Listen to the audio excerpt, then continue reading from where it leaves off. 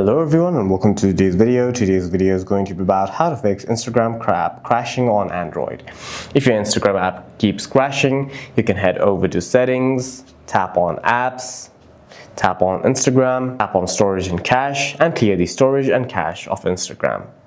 If the app still crashes, you can head over to your app drawer, long press on Instagram, uninstall Instagram, and reinstall it on your device. You may also have to check for any updates in the Play Store by heading over to the Play Store, looking for Instagram, and tapping on the blue update icon if it is there. The other thing that you can try is updating your device's software to the latest version. For that, head over to settings, pull all the way down to find system, tap on system updates, and if there are any updates over here, you can try updating your device to the latest version.